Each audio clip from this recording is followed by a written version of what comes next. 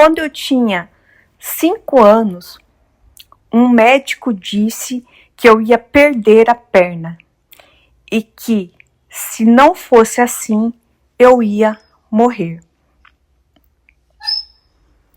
Eu vivia com os meus pais, uma vida tranquila, que eu me lembro, que eu me recordo.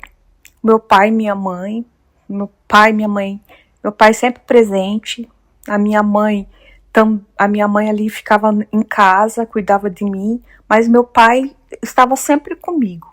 E eu tinha também a presença dos meus avós paternos, que sempre me ajudavam, que sempre ajudavam meus pais a cuidar de mim.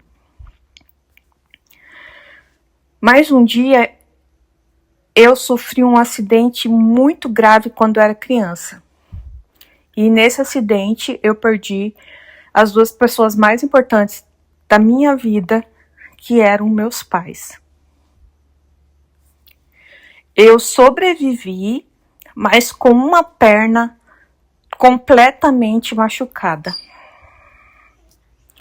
Quando minha família, meus avós que ficaram comigo, chegaram no hospital, o médico já estava esperando. Aí chamaram meus avós e ele falou para os meus avós que precisava amputar a minha perna imediatamente, porque, segundo ele, não tinha mais jeito e eu corria risco de morte. Meus avós se desesperaram com aquela diagnóstico do médico e não queriam autorizar. Falaram que não iam autorizar que amputasse a minha perna, que devia haver outra forma para que eu não perdesse o meu membro. Mas o médico insistia. Se não amputar a perna dele, ele não sobrevive.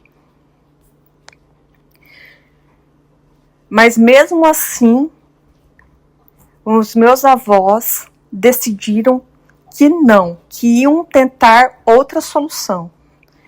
E pegaram ali e falaram para o médico que iam me levar para outra cidade, em outro hospital. O problema, o médico disse que eu não ia aguentar aquela viagem e que eu ia morrer no caminho. E que os meus avós iam ser culpados pela minha morte. Mas meus avós falaram que eu assumiria um risco e pegaram ali uma ambulância e nós fomos para outra cidade. Quando nós chegamos lá em outro hospital, o médico me examinou e ficou indignado. Porque, segundo ele, minha perna tinha solução. Era uma coisa comum. Nada perto do que o outro doutor tinha dito. Em menos de 1 ano eu estaria com a minha perna boa novamente, com os procedimentos, e teria uma vida tranquila, normal. Esse doutor, eu era criança, mas eu me recordo, me passou tranquilidade,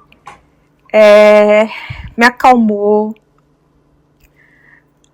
brincou comigo, falou assim, daqui a alguns meses você vai estar por aí chutando bola, brincando com seus amigos, correndo, você pode até ser um maratonista. E foi exatamente assim que aconteceu. Eu só não virei maratonista.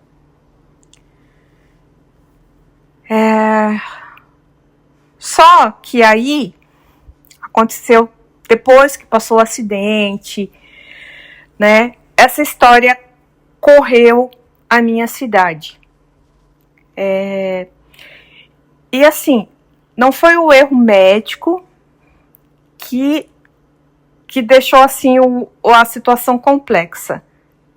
Foi que as pessoas começaram a sentir pena de mim.